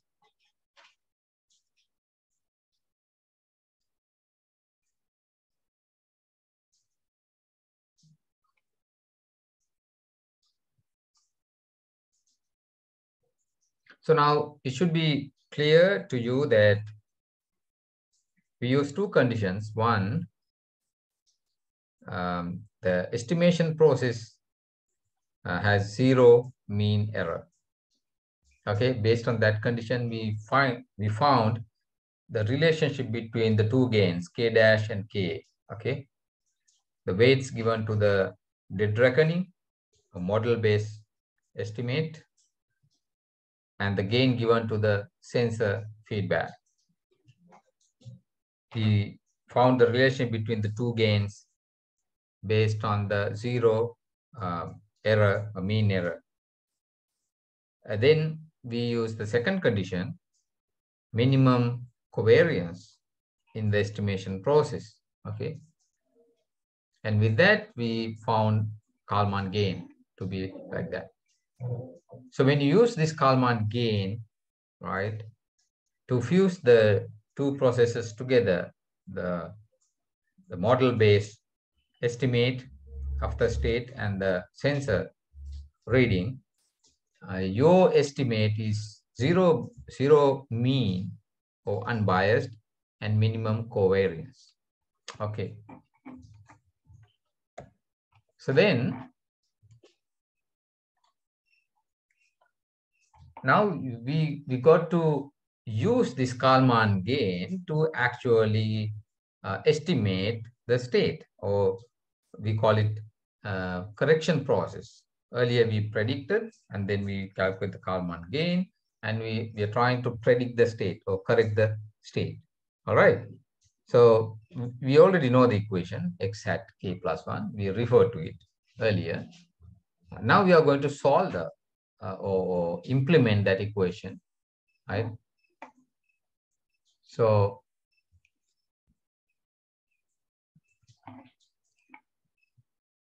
once you implement it using k right? It becomes like that. So here, what I want to say is that we replace the k dash term, just that, and now it is only a single variable thing, right? K plus 1. Kalman gain is over here. This is the sensor reading. X hat k is the previous estimate. This is the transition matrix. Is changing, right? As time goes on, 5k plus 1 can change. So we call it 5k plus 1. Or you can combine the two together and write it like this. And then here also you have H and Kalman gain. Now we know it, we calculate it. You can actually calculate X hat. Okay, right. That is step 4. And step 5 is update the error covariance of the probabilistic estimate. So up to now you have P minus. That's error correction. Oh, sorry, the estimate error covariance, right? On the priori information, we call it priori error covariance. Okay, but now we have to get to posteriori error covariance, right? That is P k plus 1. And if you put equation number 3, right, we already calculated earlier, onto equation E, right? Do a little homework and you can find this one. K plus 1 is equal to I minus K, HP minus K plus 1. So this is priori error covariance, and this is the posteriori error covariance. Okay. So when you apply the Kalman filter and you see you are tracking a signal, I think last week you saw that, the tracking and all, right? And you can actually monitor how the error covariance also vary, right? If the error covariance is big, then you know you will see errors happening, right? You are not actually tracking very well. Even though the mean is 0, there's a huge error at every moment of time. Sometimes it's above the value, the state, or sometimes below the value. It's just toggling back and forth. Okay, so eventually the Kalman filter can be drawn like this. The filter as this square here. You need to know a state transition and output matrix, these two. And also you need to know Q and R, the process noise covariance and the sensor noise covariance. And also you have to feed back what you calculate in step K as the priori information for xk plus 1. Okay, so I have to put that one also. And also I have to add here the sensor reading, right? ZK, sorry, ZK plus 1. It has to come over here. I will edit that little thing. So that's end of the Kalman filter. Any questions, please?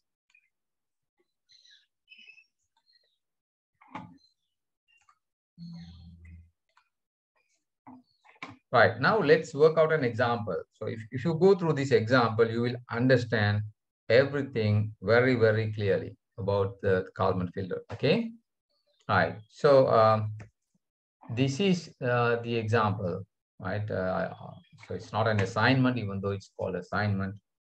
Why don't you give it a try, right? This is one of the past paper questions, right? I'll give you a little time to work it out. Now it's 4:10. Take about 5 minutes, right? And start with the first few steps, right? So I'll be back in 10 minutes. Give it a try.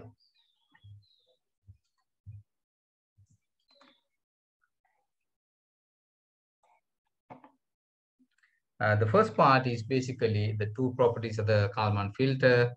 The first one is zero mean error, and the second property is minimum covariance in the state estimation process. The second part is write down the Kalman filter algorithm describing each of its steps. So I think for that question, you need to write down the 5 equations, right? Not only that, you need to explain in each step what it is. So there you can see the first step, state extrapolation, right? Or you can call it priori estimate, okay? Priori estimate. And then covariance extrapolation. This is priori covariance. And then you have the Kalman filter computation.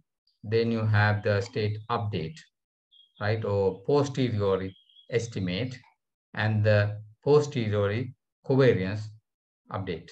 All right. So you have to just write it down with the 5 equations.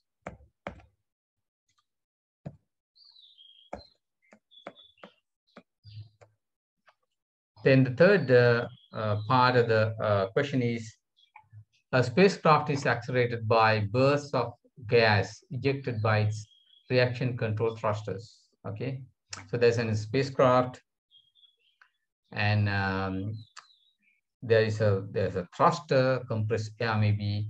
So when you control this compressed air, right, you have some controlled ejection of air bursts. So that is how you control the orientation of the spacecraft. Okay.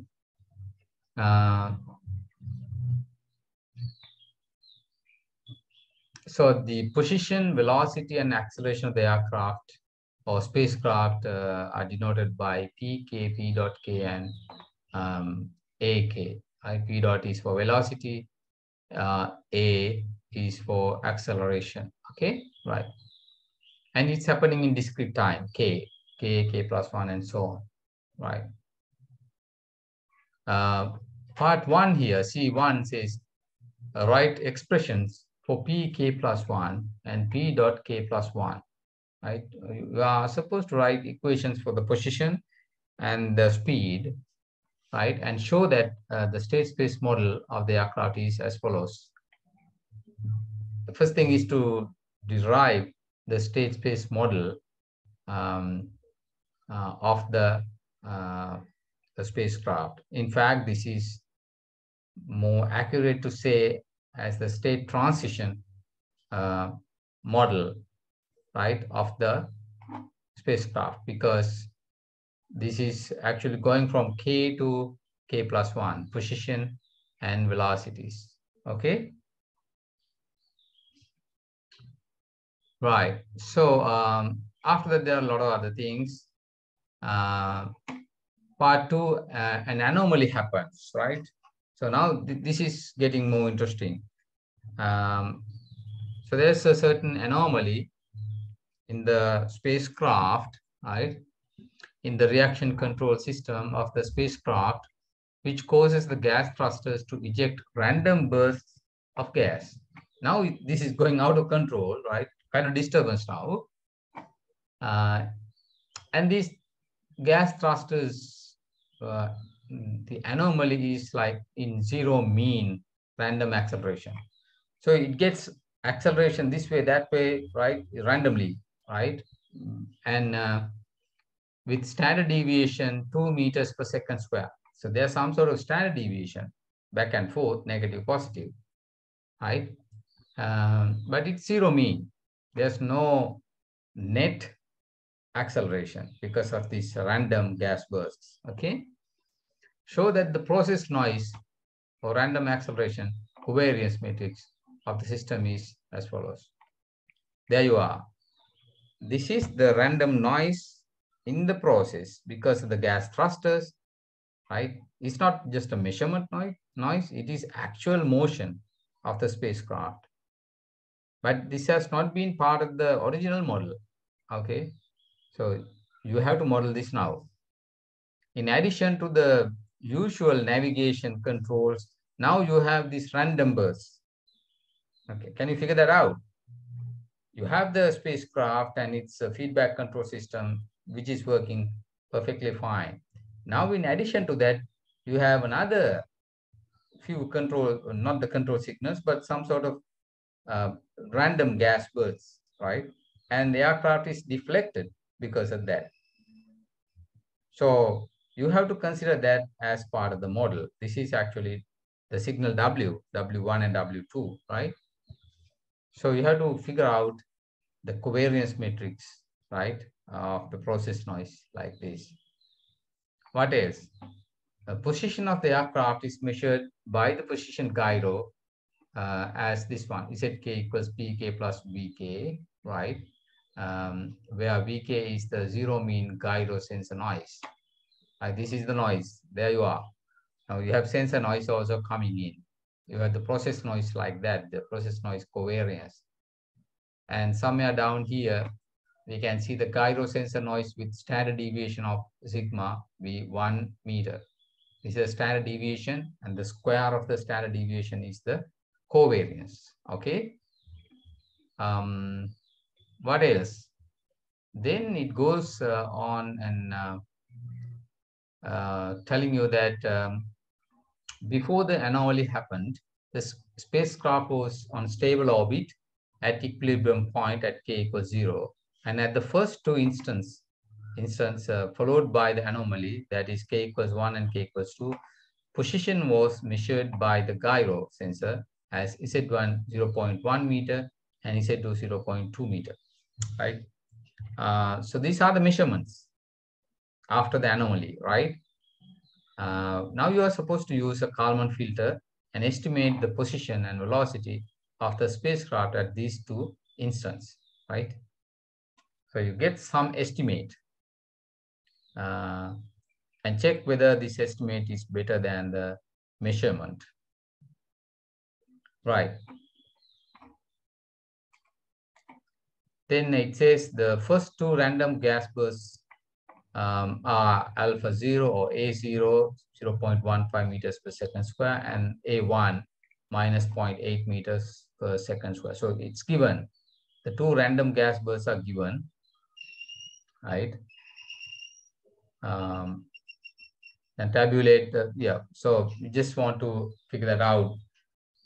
The estimate from the Kalman filter and the sensor measurement and the actual position and velocity, and then figure out how this filter works. Okay, right. So give it a try at home as a homework, and we will work this out next week.